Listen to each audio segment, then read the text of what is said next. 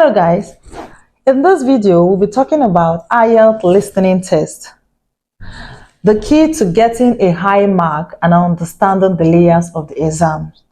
In other words, knowing that the exam lasts 40 minutes and the question sheet has 4 sections.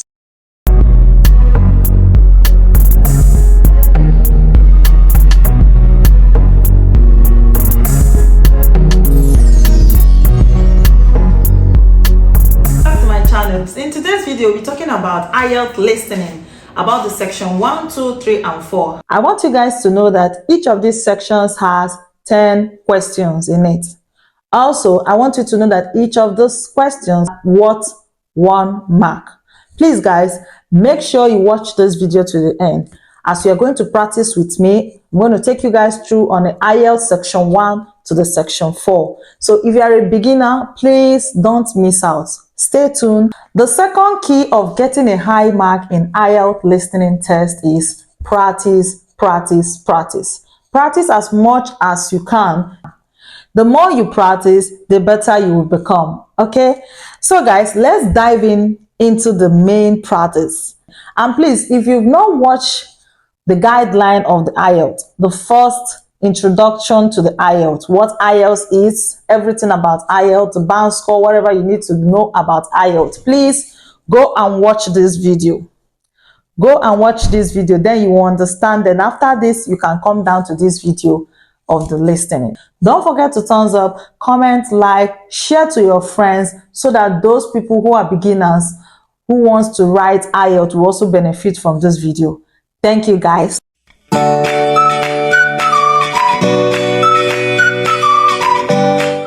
Hi everyone, in this lesson we are going to practice the listening test. Please download and print off the following attachments: the question paper and the blank answer sheet. It is very important in the exam not to open the exam paper until you are told to do so. Please write your name and candidate number in the spaces at the top of the question paper and answer sheet, and then listen to the instructions for each section of the exam carefully. We will now begin the test. Test 1. You will hear a number of different recordings, and you will have to answer questions on what you hear. There will be time for you to read the instructions and questions, and you will have a chance to check your work. All the recordings will be played once only. The test is in 4 sections. At the end of the test, you will be given 10 minutes to transfer your answers to an answer sheet. Now turn to Section 1. Section 1. You will hear a conversation between a clerk at the inquiries desk of a transport company and a man who is asking for travel information. First, you have some time to look at questions 1 to 5.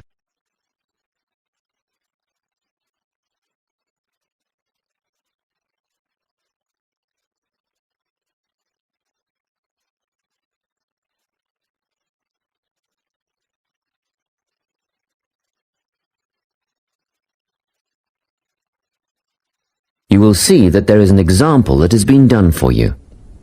On this occasion only, the conversation relating to this will be played first. Good morning, Travel Link. How can I help you? Good morning. I live in Bayswater and I'd like to get to Harbour City tomorrow before 11 a.m. Well, to get to Bayswater... No, I live in Bayswater. My destination is Harbour City. Oh, sorry, right. So that's Bayswater to Harbour City. Are you planning to travel by bus or train?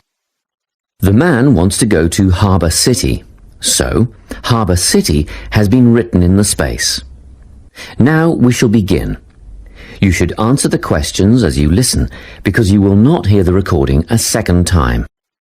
Listen carefully and answer questions 1 to 5. Good morning, Travel Link. How can I help you? Good morning.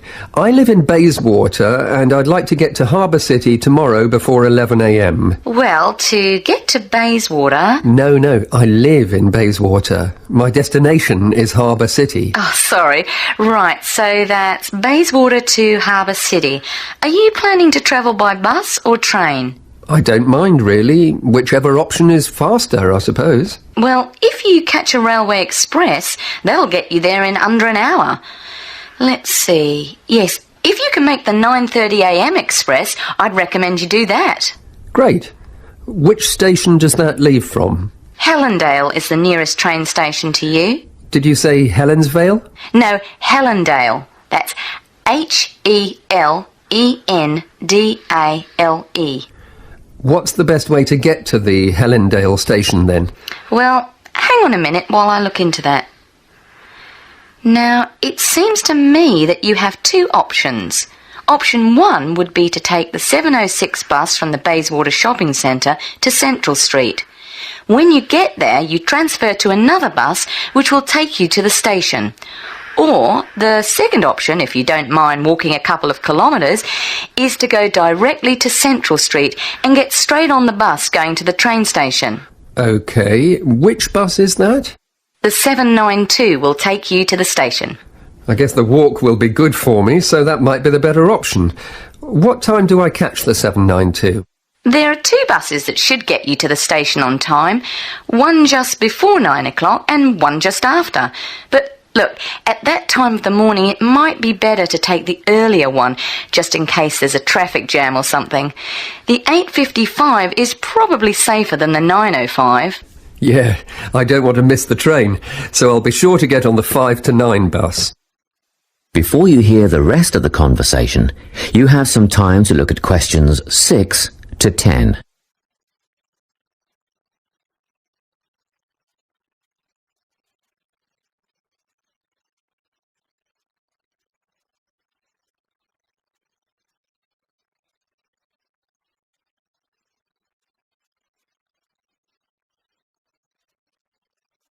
Now listen and answer questions 6 to 10. By the way, how much will I have to pay in fares? Well, you can get a ticket on the bus for $1.80 cash, and you'll need $10 each way for the train. Wait, do you have a travel link card? No, but I can get one before tomorrow.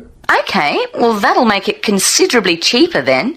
The bus will cost $1.50 each way, and the train will be... The train to Harbour City will still cost $10 because you'll be travelling during peak hours in the morning, so no savings there, I'm afraid. However, if you could come back at an off-peak time... What does that mean? Well, if you could start your return journey before 5 p.m. or later than 7:30 in the evening... Actually, I wasn't planning on coming back till at least 8 o'clock anyway. Oh, in that case, you can make quite a saving if you use your travel link card. You did say you were planning to purchase one, didn't you? Yes, I'll pick one up later today. Good. That would mean your return train journey would only cost you $7.15 with your card. Thank you. Is there anything else I can help you with? Actually, there is. Do you know if I can use the travel link card on ferries? If you're thinking of the Harbour City ferries that go back and forth between the North and South Bank, those are the commuter ferries, then yes. A one-way trip costs $4.50, but with your card you'd make a 20% saving and only pay $3.55. So $3.55 for the commuter ferry. What about the tour boats? You mean the tourist ferries that go upriver on sightseeing tours? No, they only take cash or credit card. They're not part of the Travel Link company. Oh, I see. I don't suppose you know the cost of a tour? In actual fact, I do, because I took a friend on the trip upriver just last week. We decided on the afternoon tour, and that was $35 each, but I understand that you can do the whole day for $65. Thank you. You've been a great help. My pleasure. Enjoy your day out. That is the end of section 1. You now have half a minute to check your answers.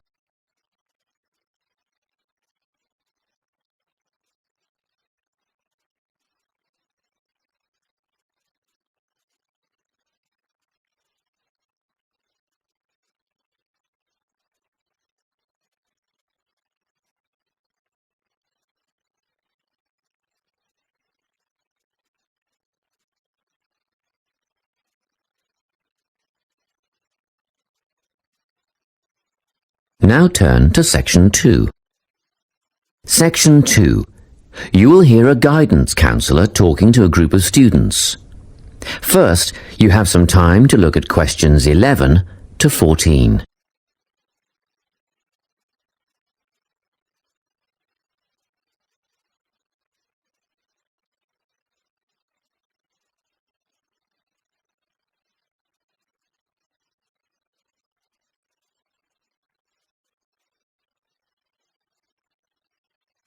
Listen carefully and answer questions 11 to 14.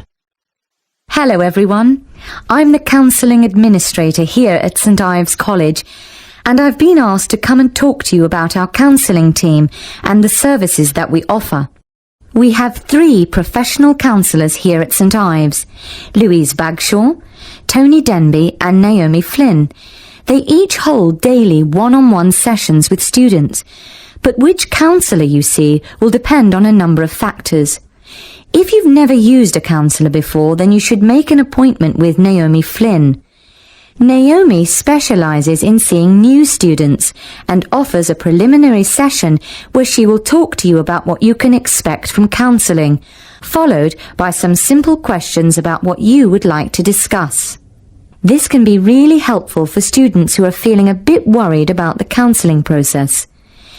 Naomi is also the best option for students who can only see a counsellor outside office hours. She is not in on Mondays, but starts early on Wednesday mornings and works late on Thursday evenings, so you can see her before your first class or after your last class on those days. Louise staffs our drop-in centre throughout the day. If you need to see someone without a prior appointment, then she is the one to visit. Please note that if you use this service, then Louise will either see you herself or place you with the next available counsellor. If you want to be sure to see the same counsellor on each visit, then we strongly recommend you make an appointment ahead of time. You can do this at reception during office hours or by using our online booking form. Tony is our newest addition to the counselling team. He is our only male counsellor, and he has an extensive background in stress management and relaxation techniques. We encourage anyone who is trying to deal with anxiety to see him. Tony will introduce you to a full range of techniques to help you cope with this problem, such as body awareness, time management, and positive reinforcement. Before you hear the rest of the talk, you have some time to look at questions 15 to 20.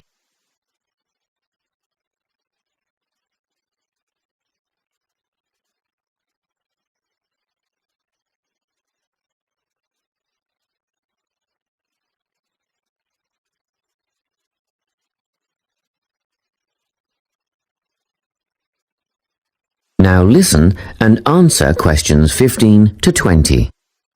Each semester, the counselling team runs a number of small group workshops. These last for 2 hours and are free to all enrolled students. Our first workshop is called Adjusting. We've found that tertiary education can come as a big shock for some people. After the structured learning environment of school, it is easy to feel lost. In this workshop, we will introduce you to what is necessary for academic success. As you might expect, we're targeting first-year students with this offering. Getting organised follows on from the first workshop. Here, we're going to help you break the habit of putting things off, get the most out of your time, and discover the right balance between academic and recreational activities. With Getting Organised, we're catering to a broader crowd, which includes all undergraduates and postgraduates. Next up is a workshop called Communicating. The way people interact here may be quite different to what you're used to, especially if you've come from abroad. We'll cover an area that many foreign students struggle with: how to talk with teachers and other staff. We'll cover all aspects of multicultural communication. International students tend to get a lot out of this class, so we particularly encourage you to come along. But I must say that sometimes students from a local background find it helpful too, so everyone is welcome. The anxiety workshop is held later on in the year and deals with something you will all be familiar with: the nerves and anxiety that come when exams are approaching. Many students go through their entire academic careers suffering like this, but you don't have to. Come to this workshop and we'll teach you all about relaxation and how to breathe properly, as well as meditation and other strategies to remain calm. We've tailored this workshop to anyone who is going to sit exams. Finally, we have the motivation workshop.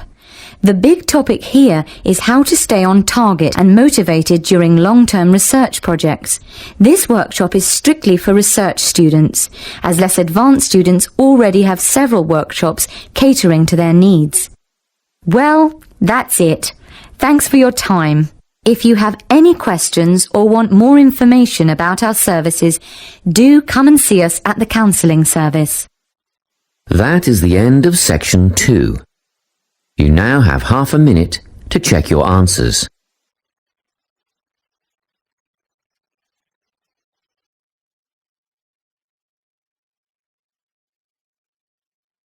Now turn to section 3. Section 3. You will hear a conversation between a tutor and 2 students who are preparing for an English literature test. First, you have some time to look at questions 21 to 24.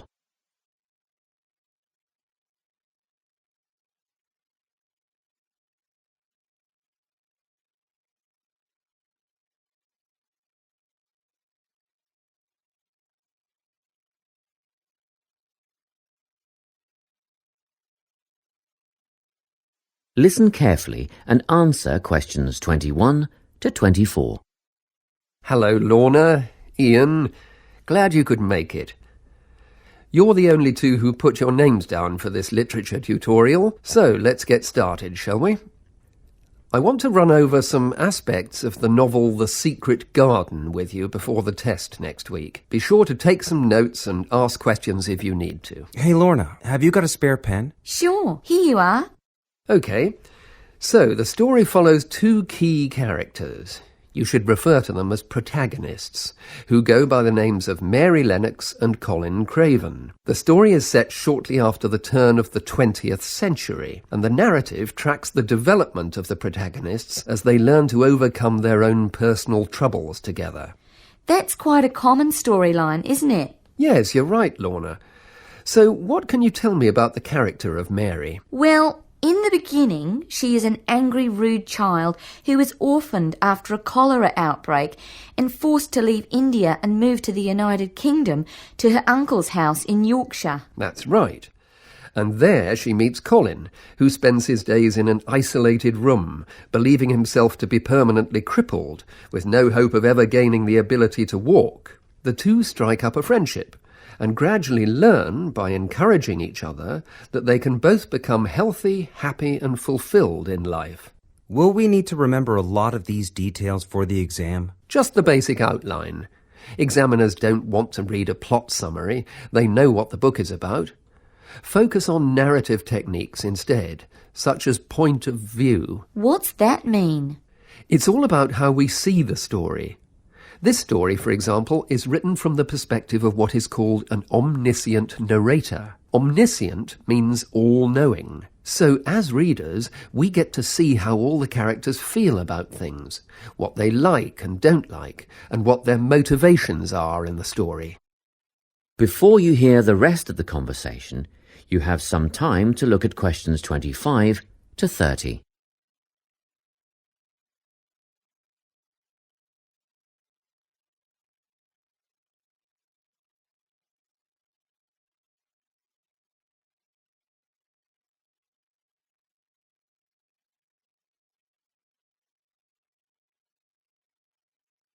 Now listen and answer questions 25 to 30. Won't it be hard to write a technical analysis? After all, it's a kid's book. Well, it was initially pitched at adults, you know. But over the years it has become seen as a more youth-orientated work. And you're right in a sense. The simple vocabulary and absence of foreshadowing make the story very easy to follow and ideally suited for children. But that doesn't mean there isn't much to analyse. Look at the symbolism, for instance. Symbols are things, right? Material things like objects that stand for abstract ideas. Absolutely, yes. And the author uses many of them. There's the robin redbreast, for example, which symbolises the wise and gentle nature that Mary will soon adopt. Note that the robin is described as not at all like the birds in India. Roses are used as well, as a personal symbol for Mistress Craven. You'll see they're always mentioned alongside her name, and Mistress Craven's portrait can also be interpreted as a symbol of her spirit. Are symbols just another name for motifs? No, motifs are a bit different. They don't have as direct a connection with something the way that a symbol does. Motifs are simply recurring elements of the story that support the mood. Are there any in this novel? Yes, two very important ones. The Garden of Eden is a motif. It comes up a few times in connection with the garden of the story. And then you've got the role that secrets play in the story. In the beginning, everything is steeped in secrecy, and slowly the characters share their secrets, and in the process move from darkness to lightness, metaphorically, but also, in the case of Colin, quite literally. His room in the beginning has the curtains drawn, and he appears at the end in the brightness of the garden. Anything else we need to know about? Yes. Nearly all novels explore universal concepts that everyone has experienced. Things like love, family, loneliness, friendship. These are called themes. The Secret Garden has a few themes that all centre on the idea of connections. The novel explores, for example, the way that health can determine and be determined by our outlook on life. As Colin's health improves, so too do his perceptions of his strength and possibility. The author also examines the link between our environment and our physical and emotional prosperity. The dark, cramped rooms of the manor house stifle the development of our protagonists. The garden and natural environments allow them to blossom, just as the flowers do. Finally, this book looks at connections between individuals, namely Mary and Colin. This necessity of human companionship is the novel's most significant theme, because none of their development as individuals would have occurred without their knowing each other. Well, that about sums it up, I think. That's a great help, thanks. Yes, thanks very much. That is the end of section 3. You now have half a minute to check your answers.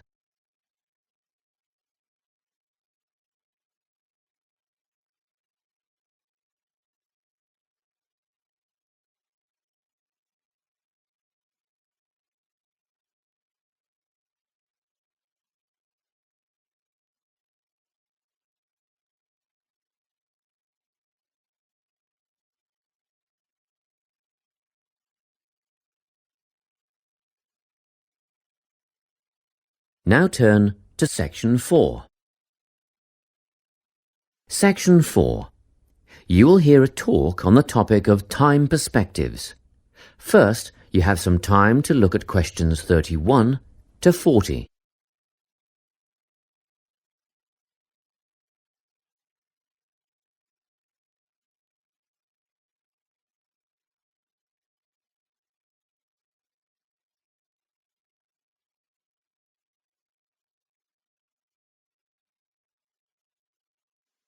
Listen carefully and answer questions 31 to 40. Today, I'm going to be talking about time. Specifically, I'll be looking at how people think about time and how these time perspectives structure our lives. According to social psychologists, there are 6 ways of thinking about time, which are called personal time zones. The first 2 are based in the past. Past positive thinkers spend most of their time in a state of nostalgia, fondly remembering moments such as birthdays, marriages, and important achievements in their life. These are the kinds of people who keep family records, books, and photo albums. People living in the past negative time zone are also absorbed by earlier times, but they focus on all the bad things, regrets, failures, poor decisions. They spend a lot of time thinking about how life could have been. Then, we have people who live in the present. Present hedonists are driven by pleasure and immediate sensation. Their life motto is to have a good time and avoid pain. Present fatalists live in the moment too, but they believe this moment is the product of circumstances entirely beyond their control. It's their fate, whether it's poverty, religion, or society itself. Something stops these people from believing they can play a role in changing their outcomes in life. Life simply is, and that's that. Looking at the future time zone, we can see that people classified as future active are the planners and go-getters. They work rather than play and resist temptation. Decisions are made based on potential consequences, not on the experience itself. A second future-orientated perspective, future fatalistic, is driven by the certainty of life after death and some kind of a judgment day when they will be assessed on how virtuously they have lived and what success they have had in their lives. Okay, let's move on. You might ask, how do these time zones affect our lives? Well, let's start at the beginning. Everyone is brought into this world as a present hedonist. No exceptions. Our initial needs and demands, to be warm, secure, fed, and watered, all stem from the present moment. But things change when we enter formal education. We're taught to stop existing in the moment and to begin thinking about future outcomes. But did you know that every 9 seconds a child in the USA drops out of school? For boys, the rate is much higher than for girls. We could easily say, well, boys just aren't as bright as girls. But the evidence doesn't support this. A recent study states that boys in America, by the age of 21, have spent 10,000 hours playing video games. The research suggests that they'll never fit in the traditional classroom because these boys require a situation where they have the ability to manage their own learning environment. Now, let's look at the way we do prevention education. All prevention education is aimed at a future time zone. We say, don't smoke or you'll get cancer. Get good grades or you won't get a good job. But with present-orientated kids, that just doesn't work. Although they understand the potentially negative consequences of their actions, they persist with the behavior because they're not living for the future. They're in the moment right now. We can't use logic, and it's no use reminding them of potential fallout from their decisions or previous errors of judgment.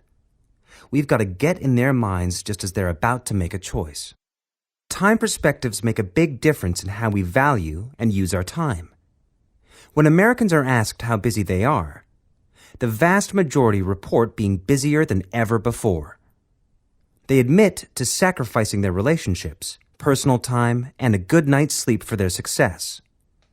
20 years ago, 60% of Americans had sit-down dinners with their families, and now only 20% do. But when they're asked what they would do with an 8-day week, they say, that'd be great. They would spend that time laboring away to achieve more. They're constantly trying to get ahead, to get toward a future point of happiness. So, it's really important to be aware of how other people think about time. We tend to think, that person's really irresponsible, or that guy's power hungry. But often, what we're looking at is not fundamental differences of personality, but really just different ways of thinking about time. Seeing these conflicts as differences in time perspective, rather than distinctions of character, can facilitate more effective cooperation between people and get the most out of each person's individual strengths.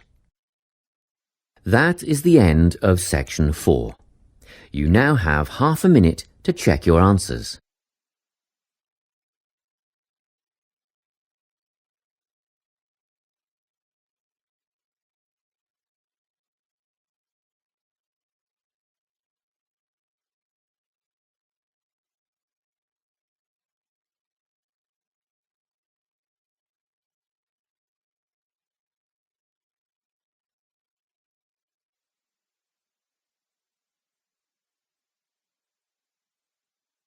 That is the end of the listening test.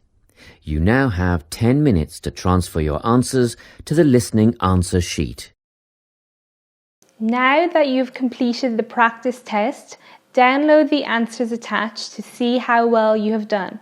To calculate your band score for the listening test, please look at the table below. If you answer correctly 30 out of 40 of the questions, you will have a band score of 7. Remember, the key to getting a high mark in the listening test is understanding the layout of the exam and practice. It is about knowing that there are 4 sections in the test, that the test lasts 30 minutes, and that you will only hear the tape played once, which is extremely important to remember. The second key to getting a high mark in the listening test is practice. Practice as many listening IELTS exams as you can. Practice each test over and over. The more you practice, the better you will become. This is how you will increase your band score in your listening test.